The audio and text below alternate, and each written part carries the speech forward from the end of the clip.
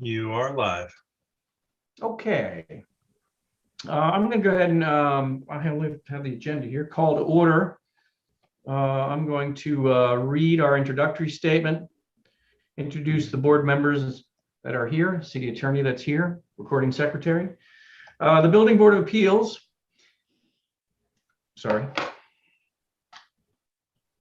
is established by City Code Section 0248050.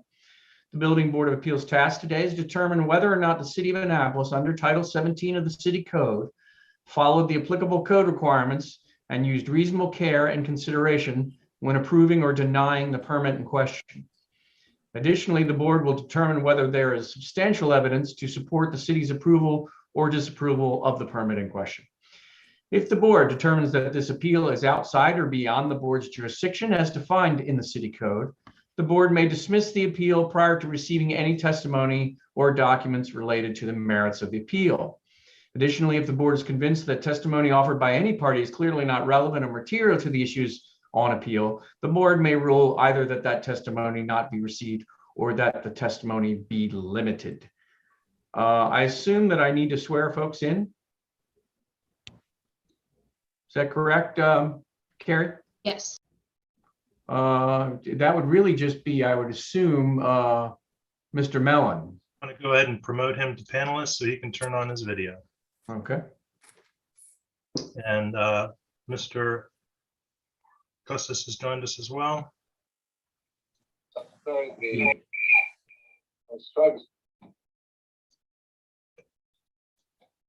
Mr. Chairman, Daniel Mellon here. May I address the board? Yeah, I'm just right in the middle of the whole introductory process. Could you wait till we're done with that? Well, it's point of order. I'm trying to get Mr. Alexakis watching, and you may know, he just came on. So he's connected now. Thank you. I'll mute myself now. Actually, if both of you could unmute yourselves, I'm going to swear you in. Costas, you have to unmute your microphone. There he goes. Okay. I'm going to assume that you don't have video capable and that you'll be raising your right hand while I say this. Do you swear or affirm under the penalty of perjury that the testimony you're about to give is the truth, the whole truth, and nothing but the truth? I do. Costas, can you hear me on the sound? Yes. Wait, turn off your. Turn off your microphone. Turn on your video. Video is on. Do you, am I? Oh, I video. turned off Sorry. myself. Mr. Chair, I apologize. Sorry, guys. I didn't, there he is. There we go. Thank you, Mr. Chair.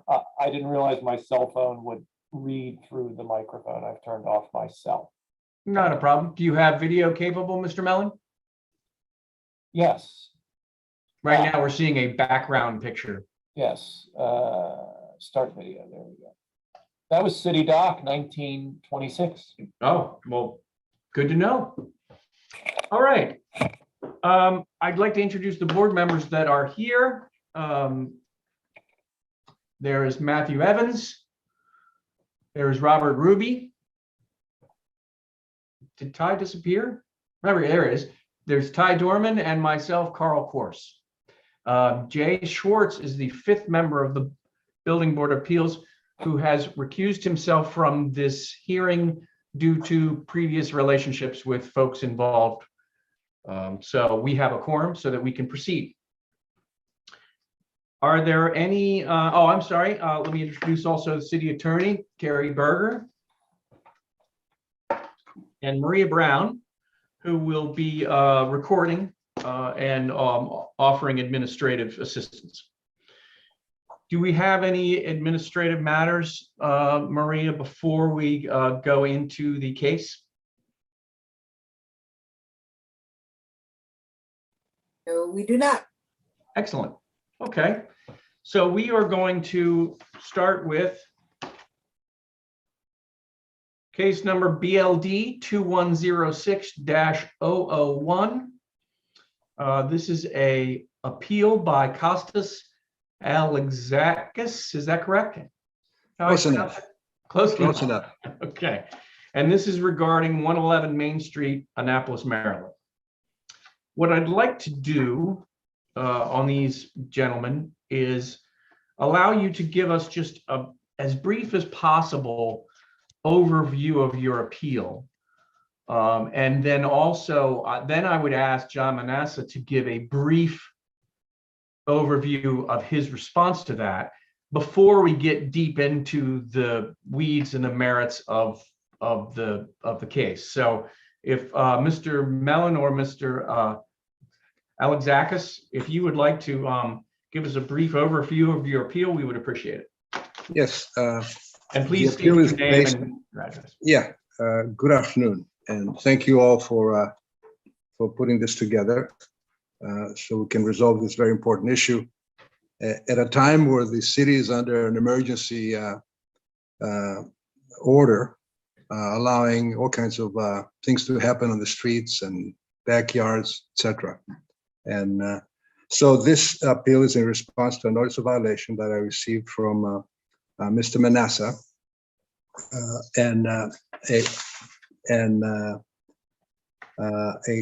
I think a discussion that I had with John, one of the inspectors, I believe, I forget his last name, Mr. Manassa, but anyway, about this tent that was installed in the back of my restaurant, in the side patio of the restaurant.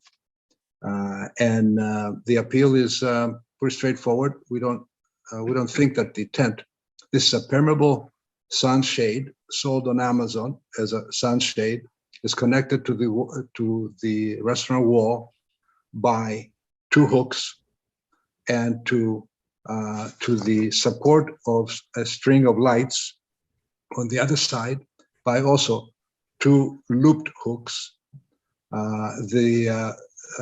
This sunshade can be taken down in about 35 seconds and reinstalled maybe in a minute and a half. In fact, I did that yesterday and sent pictures to Ms. Brown of the shade installed and then removed and then reinstalled. And also the pictures that you have focus on the hooking mechanisms, the hooks that are deployed in stretching this thing on top of a string of lights that's been there for, I don't know, since 2018. Okay. Does that conclude your brief summary of the appeal? Yes. Okay. I'd ask either Maria or Carrie. Most of us here, I know the members of the board were sent these photographs that Mr. Alexakis is referring to. How did they get entered into the record or otherwise shared so that we can use them? I sent copies or forwarded his email to all board members, John Manassa and Carrie, excuse me. And I have paper copies that will be used to be put into the record. Once we get all of our exhibits and things straightened and identified and labeled, then I will make sure that everybody gets a scanned copy of all of the whatever exhibits we get. And for purposes of this hearing, you can just sort of make a statement that you're accepting all of the information that was provided already. And if you want to identify it, you can, but you're accepting all of those documents into the record. Okay. Do I make that statement or just Carl? Carl does. Okay. Is it appropriate that I share my screen of these pictures and I kind of identify them so that we can then say that they're being put into the record, or? Yeah, that's fine. Mr. Chair, Yes. Dan Mellon here. We have a copy that Mr. Manassa, a photograph that Mr. Manassa submitted. I think it's taken from the planning and zoning offices. That would be a good photograph for the board to look at because that shows the sunshade, which is the topic of this appeal. Right. Can you bear with me just a second while I access those? Well, it's a single photo from Mr. Manassa. I know I got all of them in one email. I see. So, Okay. I am going to bring them up. And I believe it was the last photo taken from the farthest distance away. But I will, I'm able to share my screen, right? Yes.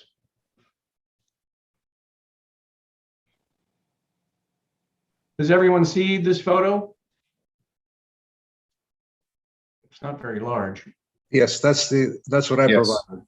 I can make it larger. No, I can't. All right. I just wanted to, within this collection of photos as well, there are other photos showing attachments, the hardware that's involved. I believe you can see some screws in a green post that are holding some elements of this shade, as well as the lights spanning across the shade and the brackets and hooks that appear to be screwed into masonry that are holding this up as well. So I just want to show that. I'll stop. And then the other picture, if you don't mind, Uh-huh. you moved on. There's a picture without the shade, and the shade is That the shade is folded by the doors. I don't know if you see that by the door to the right. Oh, I see. It's folded and sitting on the ground. Right, exactly. It was Okay. taken off, folded, and then to show how. Okay. I'll stop sharing this for now. And if we need to refer back to them specifically, I'll we'll do that. Mr. Manasseh, can you quickly summarize the city's response or violation notice for the board? Certainly. John Manasseh, Chief of Code Enforcement for the Department of Planning and Zoning. In early June, we've became aware of the alteration to the outside patio area. It included the chairs, tables, and either a sunshade, or at one point there may have been table umbrellas in that space.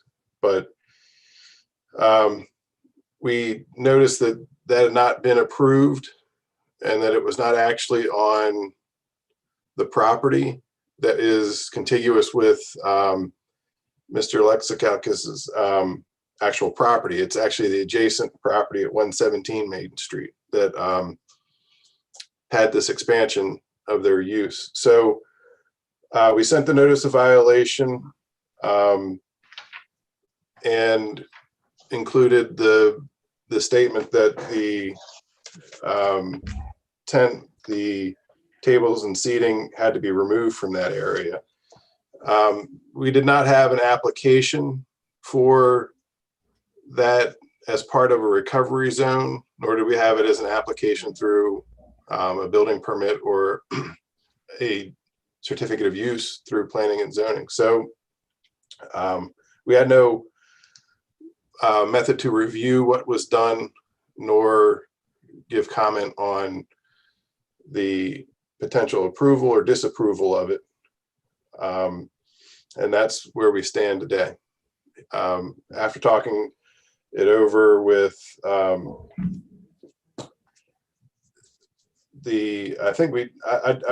don't really remember a phone call with Mr. Alexakakis, but we may have talked on the phone, and nothing really went further than that discussion. So that's where we are today. So just for our clarity, what exact, I understand the shade and whether or not you had an opportunity to review and approve its structural integrity and the way it's, its size and dimension and things of that nature. But what other elements, you suggested that the seating is a violation. Can you be more specific about what it exactly is happening back there that is a violation of code? Is it just the placement of the seating? Is it the use? Is it the, the area, or, what is it?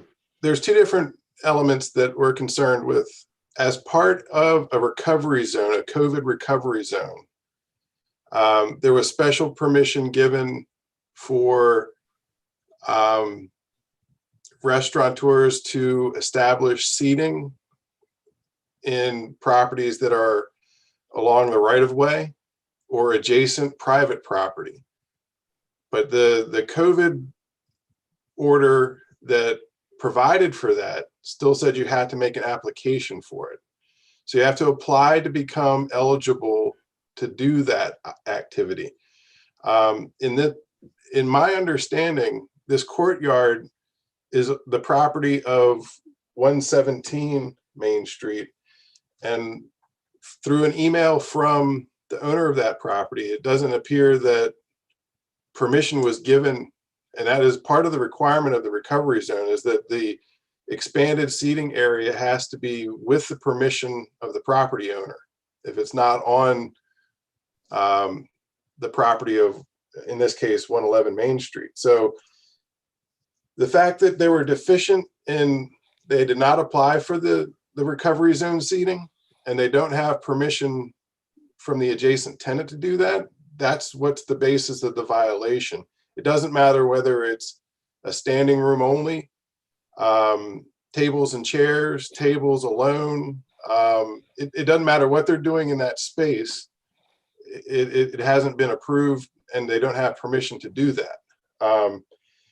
With a more permanent outlook, the tenant at 111 Main Street, the owner, I'm not sure if Costas is the owner or if he's just the tenant there, but he may be the owner. But regardless, if they wanted to expand their seating into an adjacent courtyard like that, they'd have to amend their special exception approval and go through the zoning process. It would have to be a joint application with the owner of 117 Main Street to amend their special exception approval, and then go through the process of the actual building permit for whatever they wanted to do. So in either of those cases, none of that has been applied for. So that's the essence of the violation. The unapproved construction is the city code section that I cited, and that's installing the shade cloth and expanding their use. So the violation that I cited was unapproved construction. And there's two elements to be to consider here, whether it's temporary as part of COVID or a permanent desire to use that space. There's two different pathways forward for Mr. Costas. Does the recovery order or legislation policy change your required procedure with regard to special exception and joint property actions? Yes, there is he would not have to go through the special exception approval. He just has to make application through the COVID recovery zone. And that was actually provided, I think, by Mr. Mellon in their submission of documents. It just has an item in there that outlines that if you're going to do it on adjacent property, that you have to apply and have permission from the owner. Okay. So I'm supposing it's some kind of indication on that application. And Mr. Mellon, you're representing the appellant in this case? Yes, I am, Mr. Chairman. May I be heard? Yeah, if you could take some time to respond to Mr. Manasseh's requirement, the city requirements, and what exactly you're appealing from the description he just made. Yes, thank you. Mr. Manasseh, you said I submitted some things and I wasn't sure what you were referring to. I just got involved recently. What were you referring to Mr. Alexakis's Building Board of Appeals form? That may be. I'm not sure exactly who submitted this, but it was one of the documents that Maria provided that I thought came from either you or Costas. Maria, what Is, did I? is this from August, the August 23rd email that you're referring to, John, from Nancy Sherigan? No, Okay, so which document are you referring to? Executive Order number 17, outdoor dining and recovery zones. Oh, that was provided by, that was provided by Carrie. One of the board members had referred to that executive order, but Carrie said that there was another one in place now. Is that correct? Correct, Carrie? Yeah, one of the board members sent over executive order number 17. And then I replied saying the one that's in effect right now is executive order number 20. Okay, thank you. And Mr. Chairman, the reason I asked Mr. Manassa is that I was going to send some exhibits to Maria Brown ahead of time, but then I didn't because I wasn't sure we were going to need them and I didn't want to cloud up the inboxes. So when Mr. Manassa said something that I might have submitted, I was like, oops, I didn't think I submitted anything, and that's why I was asking. And now, and the email that you were referring to, Nancy Sherigan, that's the next door property. By the way, just for clarity, if you were to look at the two, the photo and drawing that, and it's a parcel map that Mr. Manassa submitted with his email, that might be helpful at this juncture, just to explain where the properties are in relation to each other. Can, Mr. Chair, could you put up, Maria, you know the one I'm talking about, Mr. Manassa's photo? I have it. Is this something you sent me today, Maria? Yes, it was the one from John Manassa. It's a parcel map. It shows the different addresses, 111, well, doesn't show 111 on here, 109, 113 Main Street. Okay, give me a second. It's a file, it's a PNG file called O'Brien's Property Lines. I believe that's it, yes. All right, give me a second to open that up and I will share it with everyone.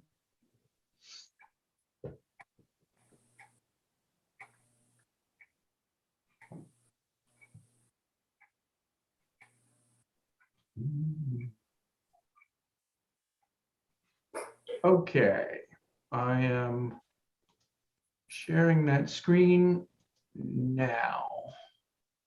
Does everyone see this? It's sort of a tax map, parcel map? Yes. Yes. And so what we're talking about is the relationship between, I don't even see 111 on here. No, May I address that, please? Please. Okay, so you had your pointer on 113, you see 113? So that building is actually 111, 113, and 115, because those structures go back many, many decades. But it's now one building and it goes all the way back, and you see the L shape? That L shape is part of the 111, 113, 115 parcel. And then the white square in the middle, that is our patio. And when I say our patio, I don't see anyone older than me, but the O'Brien's restaurant has been there since the 1970s, and the patio has been there since the 1970s.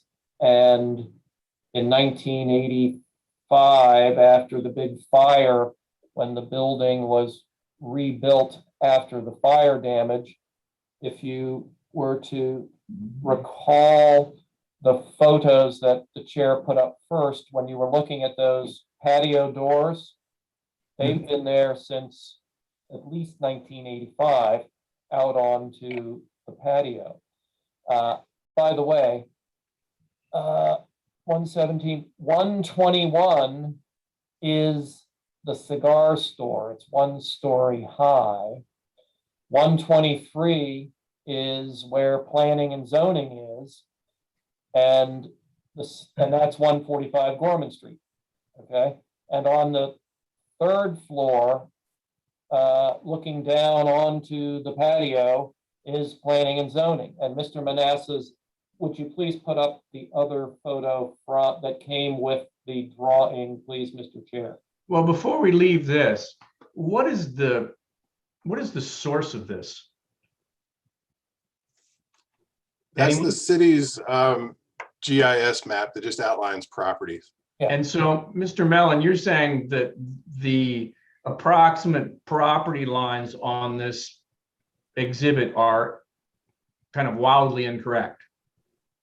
No, they are You said this was part of 111 Main Street, but it's clearly shown as being on the property of 185 Green Street. no, that there is a record plat. That, what you just have your pointer on now, the L shape, that is part of 111, 115, 117. That is the platted lot, and it includes a portion of the white space. Right, so I'm saying that the approximate property lines shown on this exhibit are not right. Or Mr. Chairman, you're absolutely right. This is not a correct map. Okay, so it would behoove us in this situation to have, do we have a recent plat or some other exhibit that shows an accurate property boundary? When this record plat was put on record in the mid-90s, Mr. Chair, do you see 185 Green Street? Yes, I do. That back in 1994, when the record plat was done, the Kramer family with a K, Kramer, that have owned property in downtown Annapolis for many, many decades. They owned 185 Main Street. They owned 111 to 115, excuse me, they owned 185 Green Street. They owned 111, 113, 115 Main Street. And there's a record plat on record. Since that time, the Kramers sold 185 Green Street, and that's now owned by the homeowner there on Green Street. Okay, so my conclusion is correct that we don't have an accurate plat to even discuss, unless it's provided somewhere else in the exhibits, to even discuss the nature of whose property this violation is on. So that sort of begs to our next question. I was just going to comment to the board that the violation we're here for is a violation of 17.12.062 unapproved construction. Okay, and that's what Mr. Alexakis appealed from. And the unapproved construction is what Mr. Manasseh referred to as the tent. Does the board have the case violation history, which is part of the notice of violation? We do. I have, everyone was sent page 1 of 1 dated 6/11/2021 case violation history. And it shows the single code reference under the description area as 17.12.062 unapproved construction. Correct. And what Mr. Alexakis appealed was that he had put up the sunshade and he didn't think he needed a building permit for a sunshade. As you can see from the photos, just Mr. Chairman, back to the parcel map. The reason I was referring to the parcel map is that it shows you where the buildings are in relation to each other. And I appreciate that. I just wanted to make sure we were clear on. Yeah. I mean, I look at a lot of property line maps and you know, it's kind of important to know that you're looking at something that really isn't accurate, allegedly. It isn't the latest and greatest.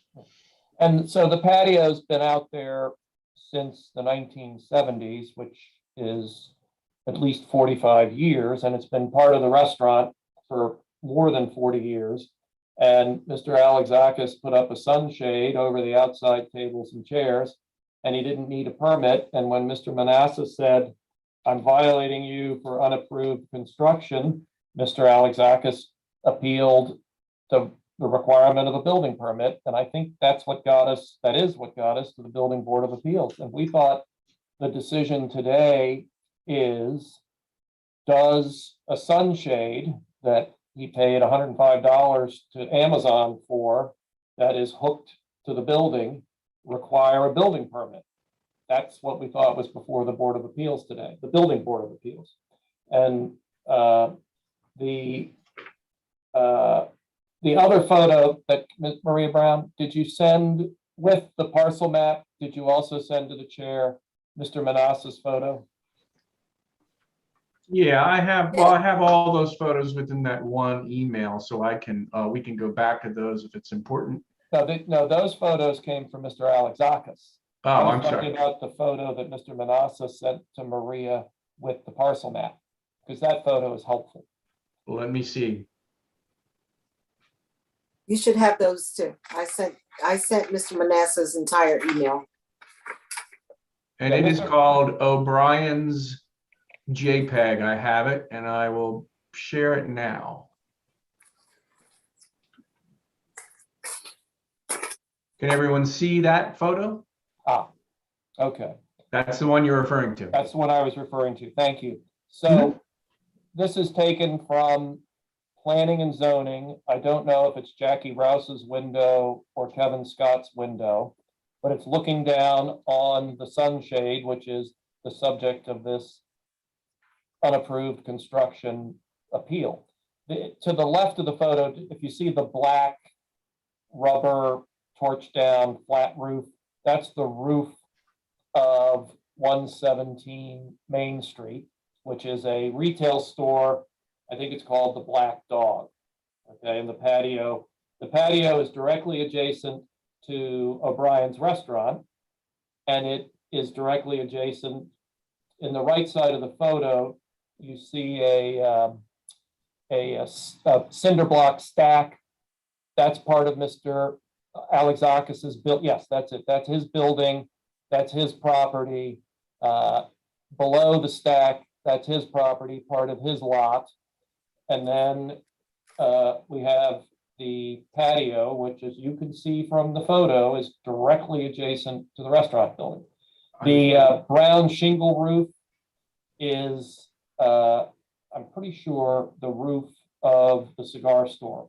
And then we're up on the third floor looking down, and planning and zoning is looking down at the sunshade. That's what they could see, and that's what generated the violation for putting up a sunshade without a permit, which was our understanding today. If I could intercede real quickly, because I agree with you, Mr. Mellon, and board members, feel free to jump in if you agree or disagree, but I agree with you that the code violation that is stated here does not, unless the second part of the case violation history, and this is directed to Mr. Manasseh. I'm looking at that 6/11/2021 document case violation history.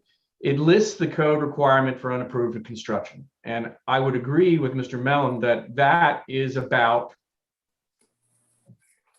well, I mean, it doesn't say the awning specifically. It just says structures erected. Mr. Manasseh, is there within this code violation history the violation associated with the actual use without filing the appropriate permits for the patio area itself?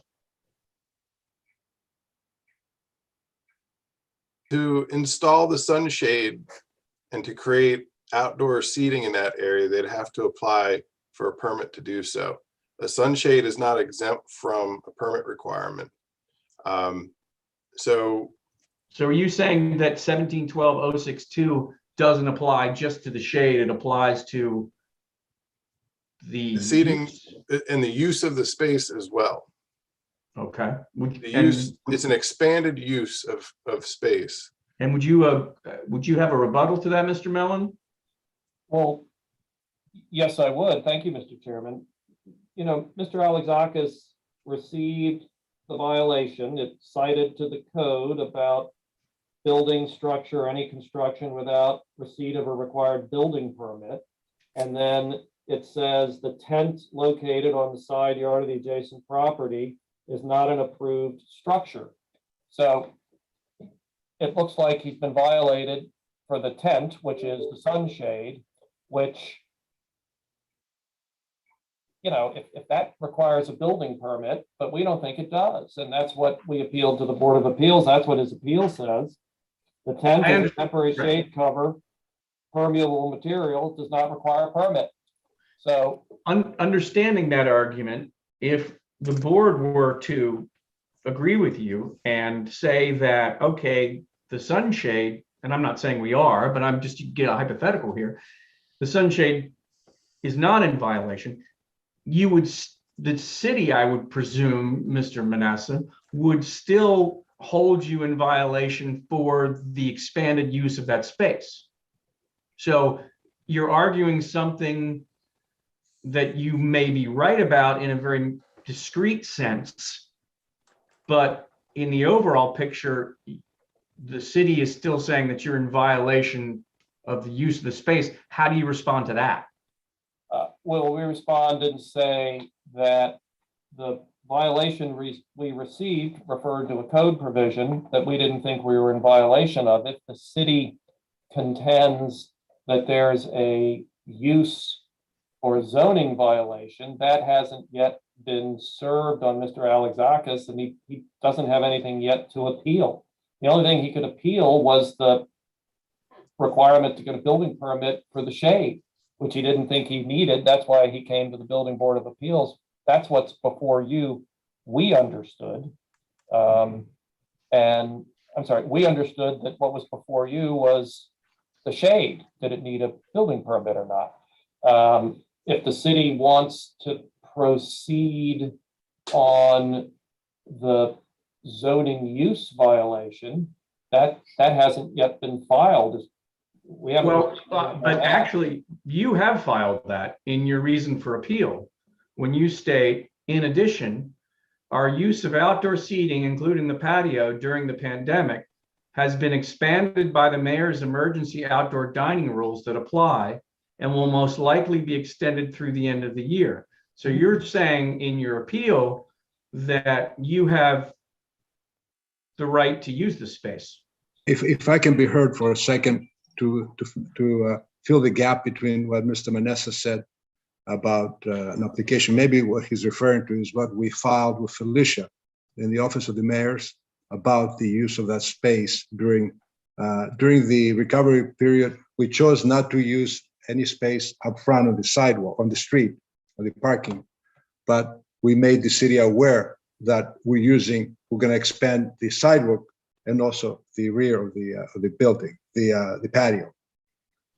Did you receive some sort of approval or documentation as a response? I'm at a loss right now, but the reason why I added that piece in the appeal was because, according to Felicia, who communicated with us, and if I had a moment, probably I could find the email. That use was allowed through the period of validity of the emergency order, which now we all know it's been extended through the end of November. So with respect to the two issues, whether or not the sunshade requires a building permit, we think it does not. And it just is not a structure. It's a temporary sunshade, like an umbrella. An umbrella does not. Let's put aside I mean, because clearly in the appeal, you have brought up the use, and that's something of a, but I understand yours and Mr. Millen's narrow focus on this appeal, although you expanded the appeal yourself. But let's put this, let's go into the details of this tent shade structure real quick, just so that we've covered that. Okay, And I received in the package, we received in the package, one sheet that is code section A 105.2, work exempt from permit. Does everybody on the board have that? It's Yes. 13 items under the word building. I'm going to stop sharing for a second so we can all see each other again. Okay. So on that, and Mr. Manassa, could you give me a reference of where this single page document came from?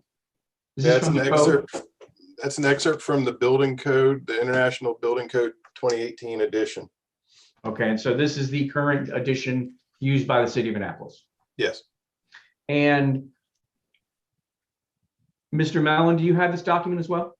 I do not, but I'll look for my copy of the IBC 2018. But I don't have a copy of the document. Okay, I'll give you some time on that. It's it's A 105.2, work exempt from permit. I don't see any page numbers or anything. It's sort of, but what it does on here is it lists 13 items that are exempt from permit requirements of the code.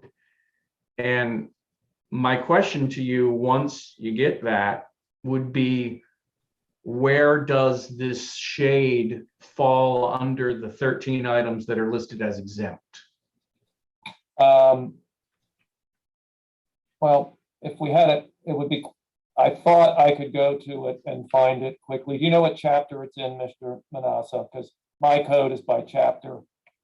Mr. Mellon, I can email it to you really quickly if you like. Okay. Sure. It's, I guess the administrative chapter, which is chapter 1. Okay. That's what the A is for, I assume. No, I think, Well, that's just a section number, section. yeah, it's just part of the I got section it. number. Okay, A 105.2. Okay. Okay, so, and I'll give you some time because you're just seeing this for the first time, but if you're saying that correct me if I'm wrong, if you're saying that the shade that is the subject of the violation Mhm. does not require a building permit, I'm assuming then that it would fall under the definitions of one of these 13 items. Or yes, or it's not a structure and it's not work, which is what the building permit requires. Any work to be done, it's not a structure and it's not work. Is the are the posts that hold the elements of the shade upward, are they a structure?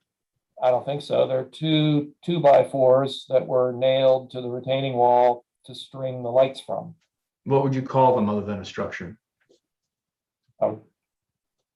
Good question. I call them two 2x4s. If the Building Board of Appeals says it's a structure, then that would be within your purview. I was going to actually respond to you earlier and say, I'm not sure that tables and chairs come under the building code, which is what I thought the Building Board of Appeals took care of. Uses and zoning go to a different Board of Appeals, but I don't think we're there yet. No, we're not yet. And that's why I want to just cover this shade element, because obviously it's under our purview.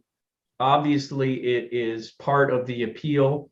Mhm. It's stated in a code requirement, case violation. So let's focus on that for now Okay. and get that to the point where the board members are satisfied that they have the detail they need. And then we will make a determination on the jurisdiction of this board to consider the other element of use. Okay? Okay. Does that make sense to everyone?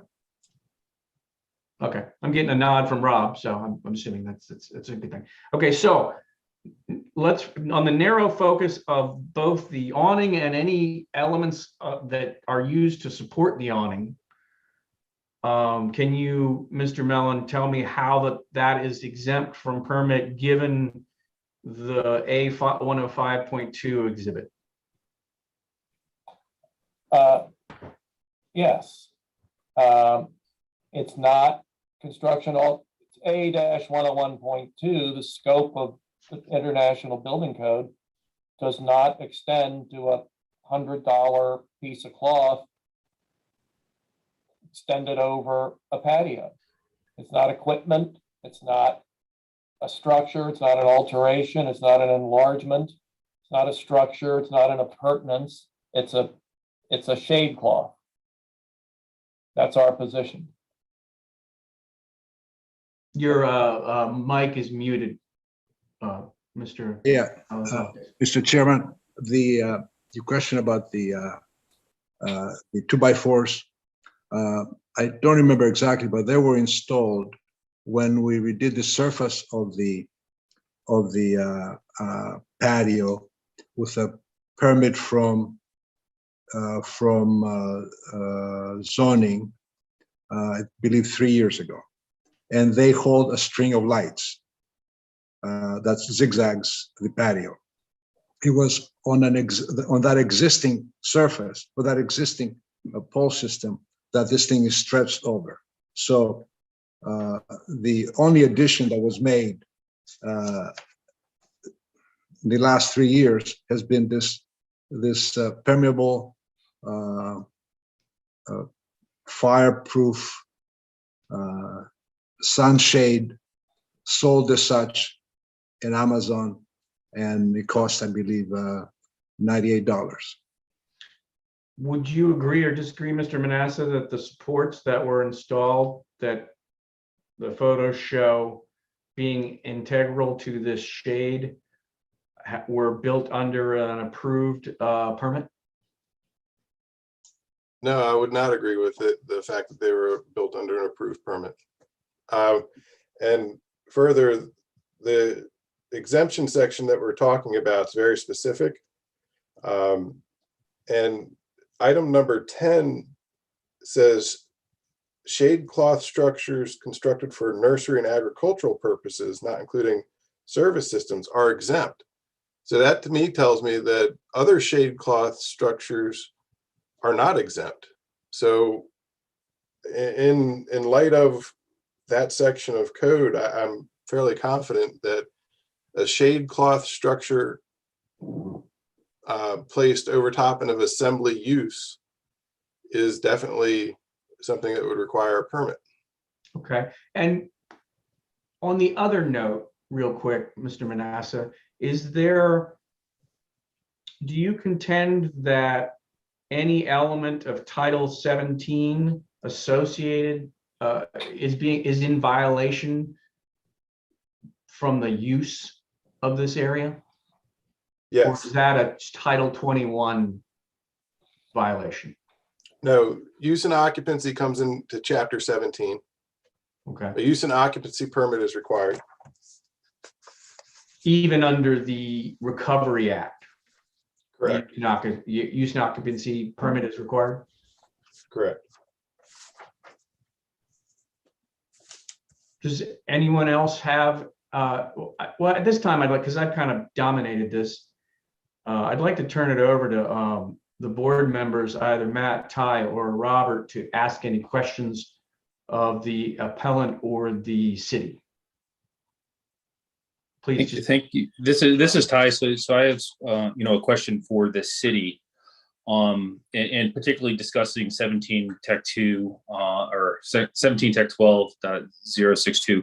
So from the city's perspective, and focusing on your process for permitting. So if an individual submits a permit to you for a building permit and it has either interior or exterior, affects the interior or exterior use, do you guys provide feedback or push it to another division within the city to get additional information for that permitting process. So what is your process that sort of guides permit submitters that to follow the process and understand when they're violating something like life safety and other issues like that aren't addressed in the permit? Well, if somebody applies for a building permit, it's going to get reviewed by several different disciplines. In a commercial setting like this, a building reviewer would look at it for application of building code requirements. The fire marshal would look at it for fire code requirements. A planner would look at it for zoning compliance. So there's several different overlapping elements that will take a look at that. Even health department in this case may look at it for outdoor service. So in a typical instance, if you looked at something in this particular case, would normally this 17 TAC 12 TAC 062 be your first initiating pass across that permit, where you would then push it to the other disciplines if it didn't follow? I don't necessarily know if I follow your line of questioning.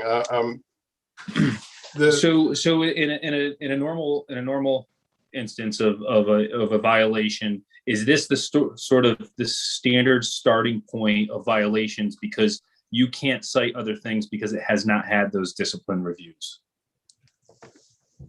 Well, correct.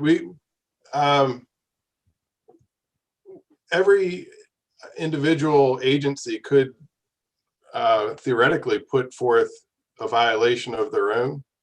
I'm not aware that that's typical. Usually, if something was done without a permit, the building inspector would look at it first and say, okay, this was done without a permit. You need to come get a permit. And then all those different agencies would weigh in on that permit review. Okay, thank you. Mr. Chairman, Daniel Mellon, I have a question. Sure. I wanted to give the other board members an opportunity to ask questions of you and the city. Is this germane to, as a rebuttal to something that's just been said, or are we going down a different path? Well, it is germane because I was going to address it to Carrie Berger. When Mr. Manasseh said the code section, I went to the code and discovered that 17-12.062 has been repealed. It was repealed November 9th of 2020. And I was going to ask her if she knew, it was repealed. So the citation is to a code section that, according to the city's website today, unapproved construction has been repealed. And that was one point, I guess, point of order or legal question that might slow down this case, because if the code section that's in the violation has been repealed, I assumed it was valid because we have this code violation, but it's been repealed. Then Mr. Manasseh was referring to use and occupancy is under 17. I found that, and use and occupancy under Title 17 relates to new construction or alterations to buildings. I had that, now it's gone. So in any event, if 17.12.062 has been repealed, then perhaps the violation should be dismissed. But Ms. Berger would have to check the code to figure out what happened. The section of code was reorganized about a year ago, and it's now located in 1705.140. The language is the same, it's just the code numbers are changed. The relevant part is that the software system we use to generate the notice of violation letter hasn't been updated to follow the new city code section. Thank you, Mr. Manassa. That was why I posed the question, because I hadn't scrolled down long enough to find point 140.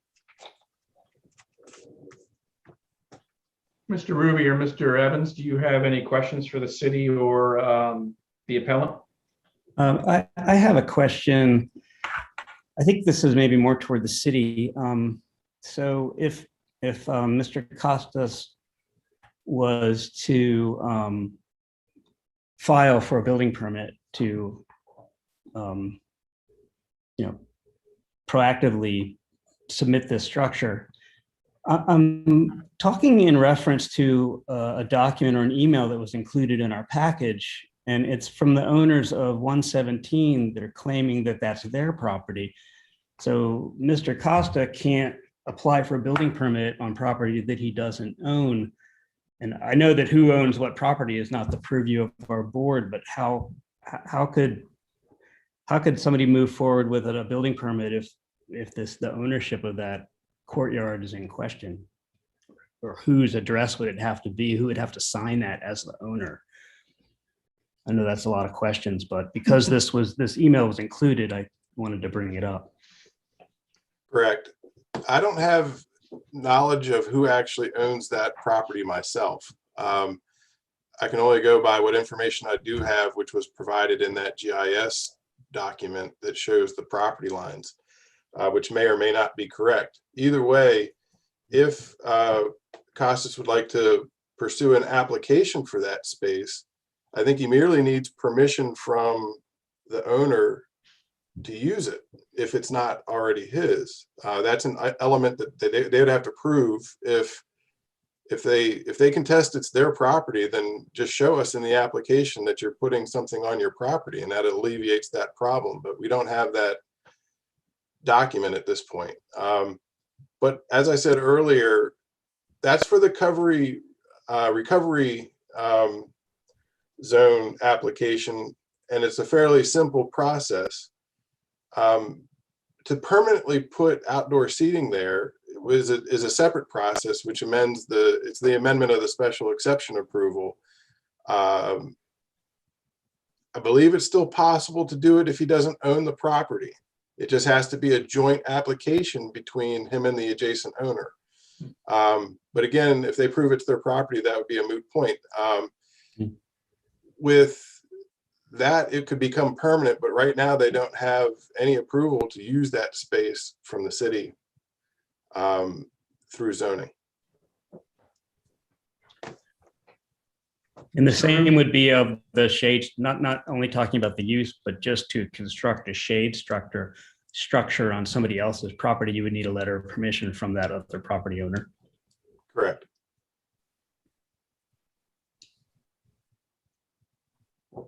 I mean, if it was a permanent structure or something that was like a means of egress across somebody's property, you'd probably need an easement to achieve that. But for something that's relatively temporary and not part of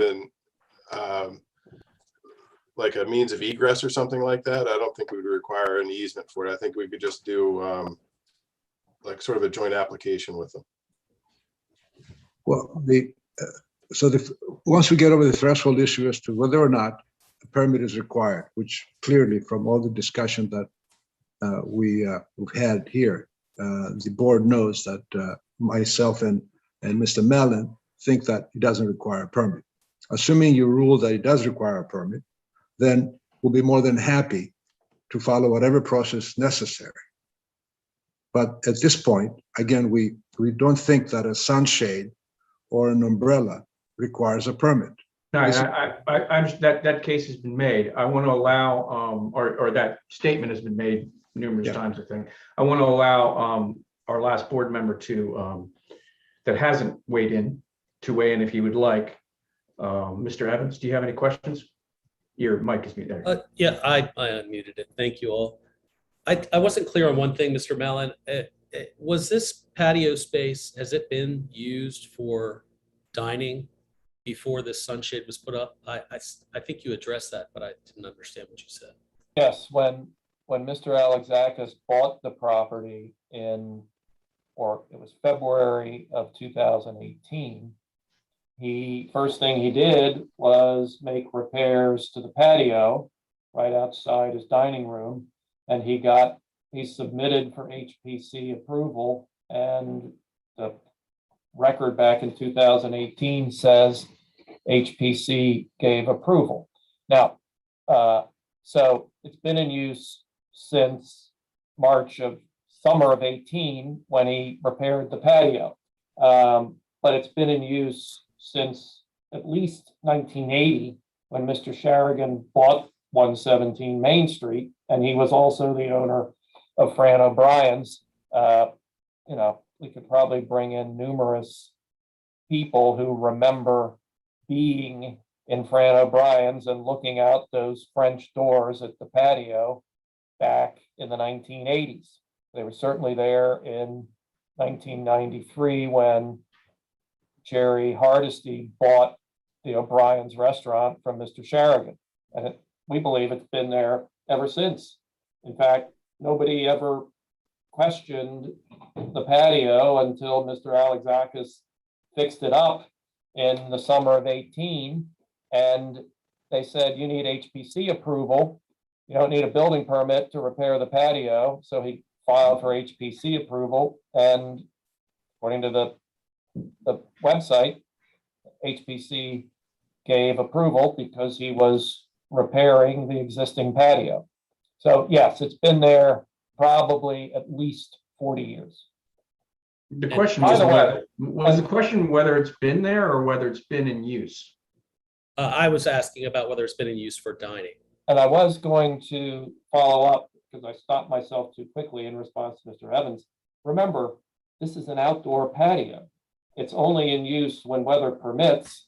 The sunshade is not a rain covering that it would allow it to be used in the rain. It's permeable, meaning when it rains, it comes right through.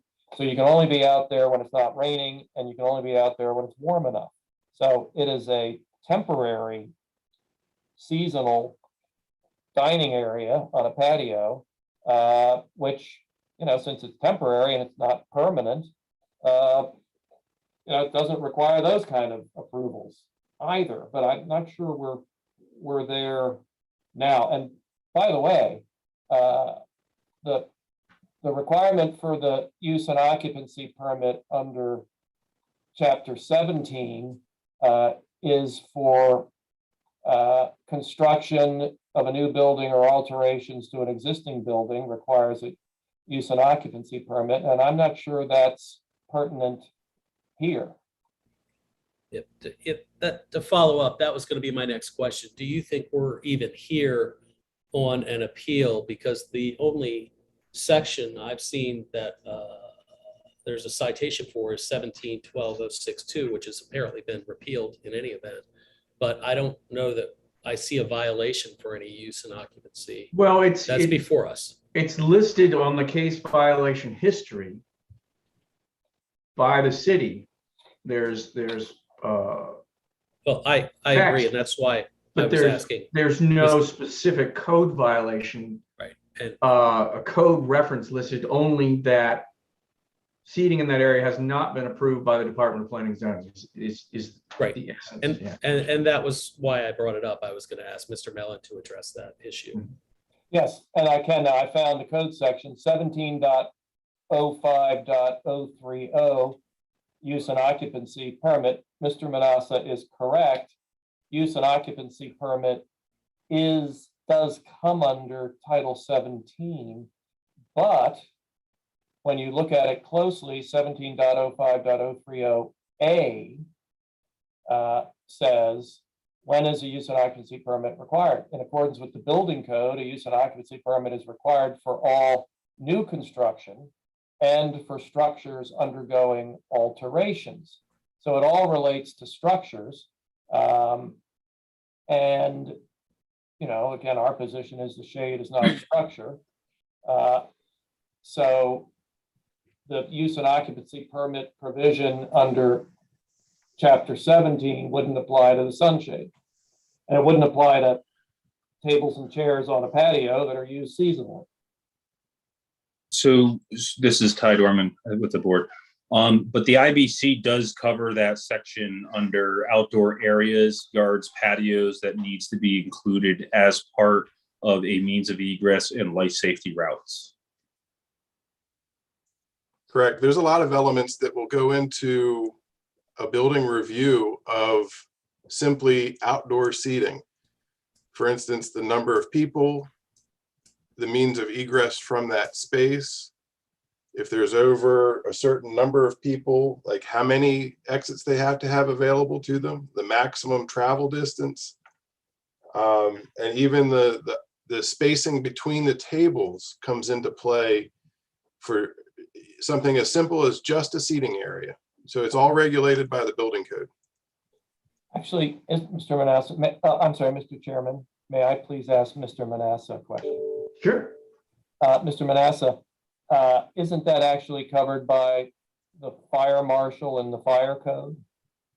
For example, if Mr. Costas Alexakis was to testify that Captain Zapata inspected the patio in 2019 and found it adequate to meet fire code, that would address that, wouldn't it, Mr. Alexakis? Is your question to Mr. Manassa or? Mr. Manassa, if Captain Zapata from the fire department came through in 2019 and said it met fire code, then that would be up to the fire marshal, correct? You wouldn't overrule the fire marshal, would you, Mr. Manassa? Absolutely, if they're incorrect. The building code does regulate the same general topics and has very similar requirements, but I can't speak for the fire marshal. I don't know what the fire marshal would or would not say. Okay. Okay. Do any of the members of the boards have any outstanding questions from either the city or the appellant before we discuss it amongst ourselves? Mr. Evans, Mr. Dorman, Mr. Ruby? Yes, I have one question for John Manessa. What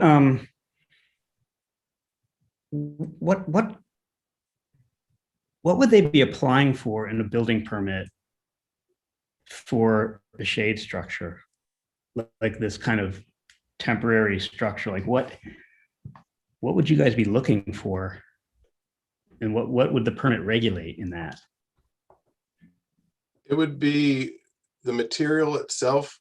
We're looking for that it's a flame retardant material, and we look for anchoring for how it's anchored to the building or other posts. We would also be looking at the elements that I talked about with the number of seats in that space and the means of egress. We pretty routinely receive applications for sunshades. I know Park Place has one. I know Forward Brewing down in Eastport has a couple, and it's not unusual for us to have sunshade permits. Okay. Thank you. Anybody else? I have sort of a follow-up on that. If this were a self-sustaining, such as the example that was thrown out there, an umbrella or one of those 4 posts self-sustaining, would that fall under your purview from the city's perspective over? Yeah, if it's a structure and a tent is considered a structure, we would look at that. The sunshade is a structure. We would look at all those. There are different requirements for different size. Like a tent that's under 120 square feet does not need a permit. That's exempt. But something like this that's attached to a building and it's not a tent, it's a sunshade, we would look at this. Thank you. So if I can. no, if you, follow up. I'd like to stop you there because I'm still waiting to make sure that all the board members have Sure. exhausted their questions for the city or the appellant. Okay, let's assume that's the case. Mr. Alazakis, if you, just very briefly, if you'd like to add something, and then Yeah. I'm going to close the testimony. For guidance, Mr. Manassa, the applications that were filed by Middleton's and the other restaurants there with the tents and buddies, are they also of the same kind of application that you're asking us to file? Correct. And they've all I mean, filed an application for your review. Yeah, I don't think that's germane to this, though. Yeah. We could go way down a path of checking to see if every restaurant in town has done the right thing, and that it just doesn't matter for this case. Okay, what I'd like to do now, unless anyone has an objection, this is going to be a little bit strange in this virtual realm, is that the four of us, the four board members, and Maria and Carrie, of course, are part of that. If we have specific questions, are going to discuss this openly, so you can hear us. You can hear what our thoughts are. We'll go back and forth. We may disagree with each other. We may do a lot of things. What I ask of you is to not interrupt that proceeding, because testimony is closed. And if we have a specific question that comes out of our discussions, we'd like you to be ready and available for that. But we ask that you not rebut or engage unless asked. Does that make sense, Mr. Mellon and Mr. Alazakis? Yes, thank you. Okay, very good. All right, gentlemen and ladies. Any initial thoughts? Does anyone have any strong thoughts that are ready to jump out? Do you want me to start? How do you want to do it?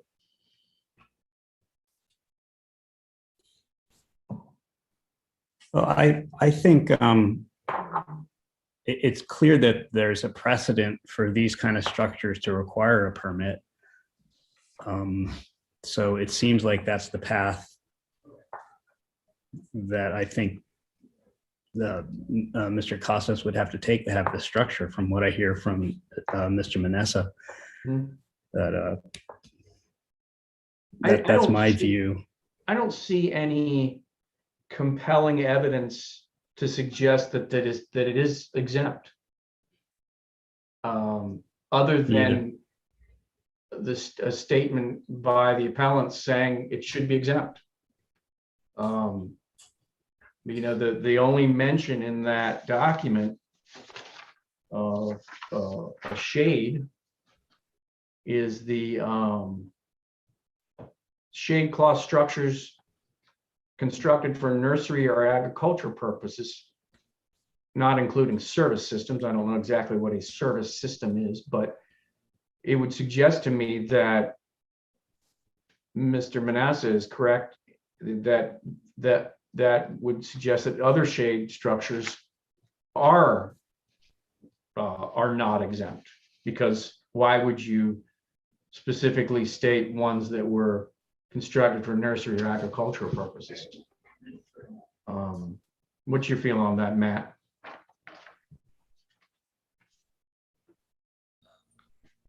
Well, I don't know. I'm listening to you all. I don't feel like a shade structure that's temporary should be subject to the IBC. It doesn't seem like it's a structure to me, but I'm of course not an engineer.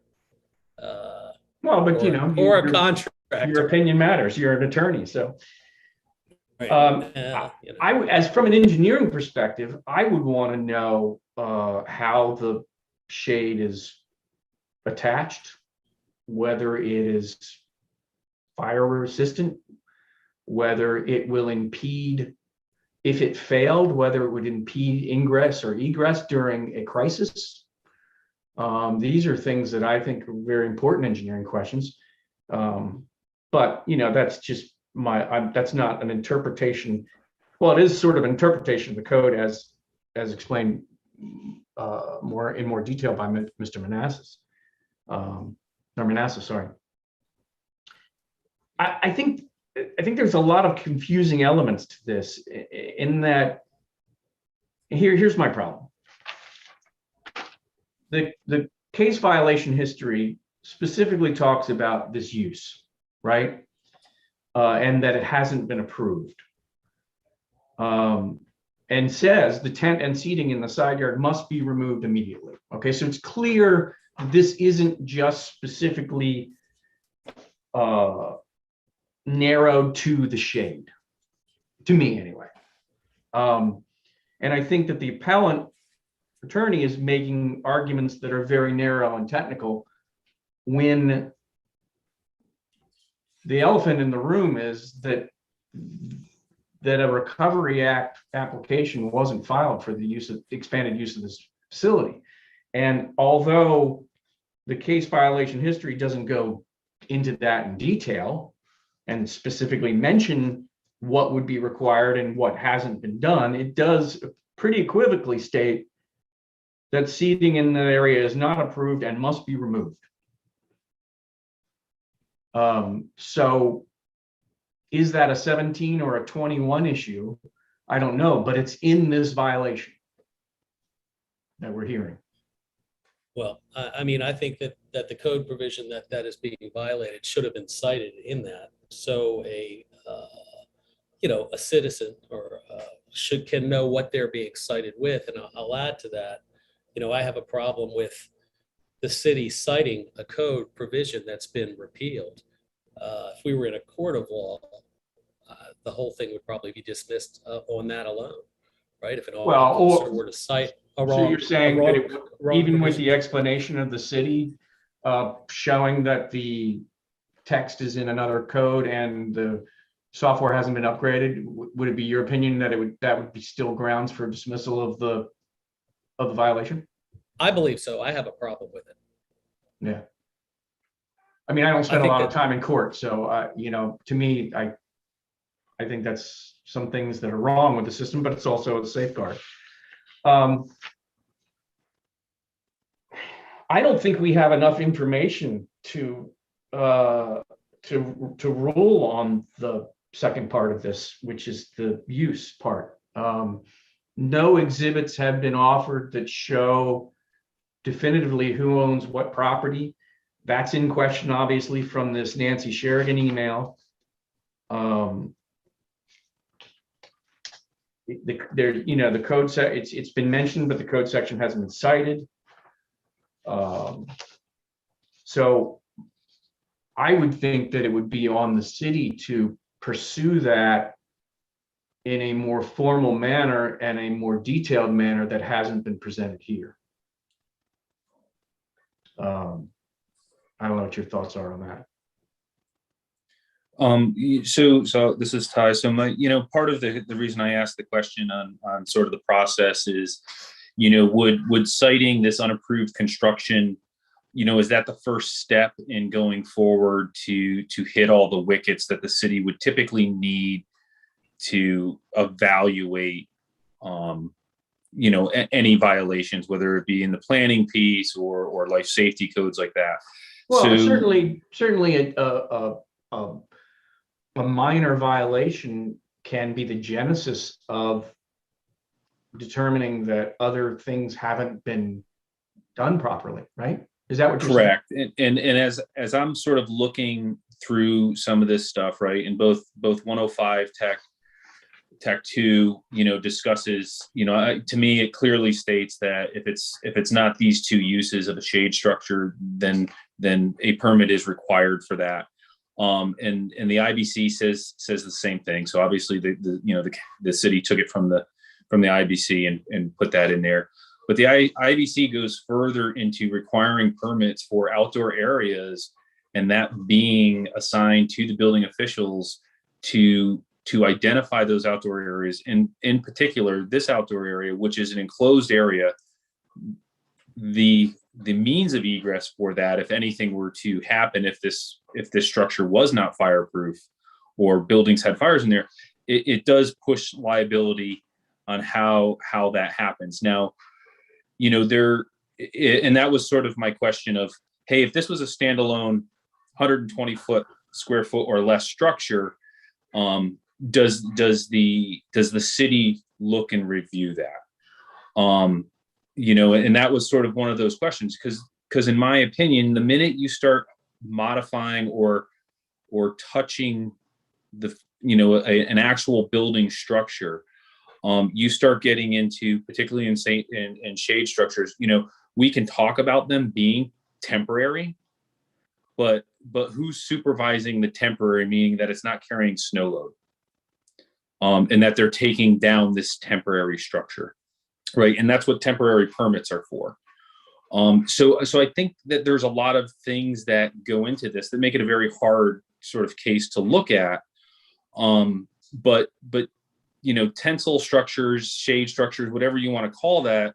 I mean, we're talking about it looks to me about probably a 200 square foot, maybe, or a little less structure.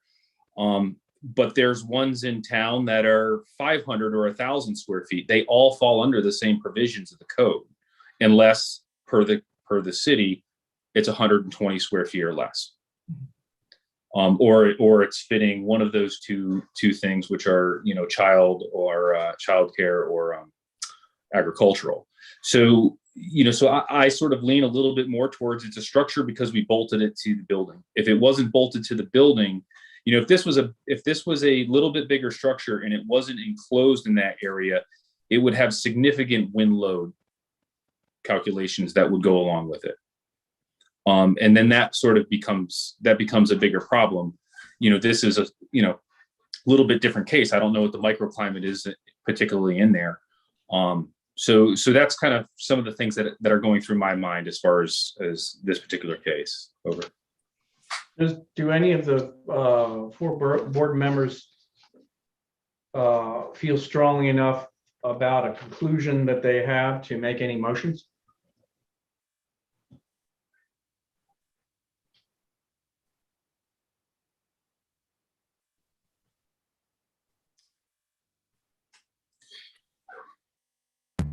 Have we determined that, I think you brought it up, Carl, is this something that we can even vote on? Well, there are a number of things we can decide here. We can decide whether or not the city in its application of this violation did it in a way that it puts the jurisdiction on us to decide the use or not. We can have multiple motions, but the appeal is the appeal, right? We either dismiss or uphold the appeal. And I will read that appeal to you because this is very important. The reason for appeal. This is the appeal made out by the appellant, and they paid their money and put it on the form. There is no violation of the code. The tent referenced in the notice is a temporary shade cover made out of a permeable material and does not require a permit. It replaced 2 umbrellas. The patio is not of historic significance and has been in continued use by us and our predecessors in title since before 1995. In addition, our use of outdoor seating, including the patio, during the pandemic has been expanded by the mayor's emergency outdoor dining rules that apply and will most likely be extended through the end of the year. So, based on those reasons, is really our task is, do we deny that line of thinking or do we accept that line of thinking?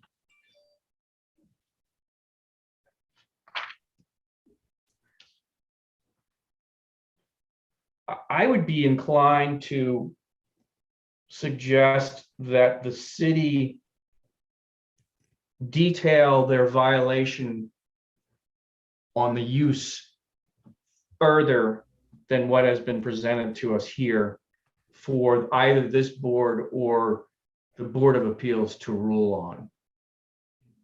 That's kind of a gut feeling I have on that issue. I sort of agree. I guess maybe it's a little bit different approach, but I would agree based on what we talked about and not having the right. I mean, we don't have the citation. information. Yeah. We don't have the exhibits. We don't have the And the wrong citation as well, right? And recommend, either that be resubmitted or allow a certain time frame for permitting for this. I mean, I do truly believe that it is a structure and would fall under here, but there's a lot of stuff that is missing, such as the appropriate citation is a fairly big deal. Carrie, I have a question for you. Yes, sir. Given that there is a prevailing feeling, at least amongst three of us that have noted it, that there's some confusing language in the violation, some confusing language in the appeal. Is there another alternative besides dismissal or upholding that allows for additional information, or is it most appropriate that we either dismiss or uphold and let the city do what the city does to clarify that on their own? I mean, the only thing that I can think of, which I don't know that it would be the greatest of ideas, would be to postpone a decision. And in the interim, it kind of stays everything, and to allow for either more information to come in, more evidence to come in, or to allow any sort of amendment of anything. But I don't know that that's something that the board is necessarily going to be interested in doing. Well, we've done that before. We've suspended things for a month and said, okay, not only should you guys work together in that 30-day period to maybe come up with a solution, but also we require more information. Do you see anything wrong with considering that line of thinking? No, I don't. Okay. Well, let's see what the board thinks about that. I'm going to put forth a motion.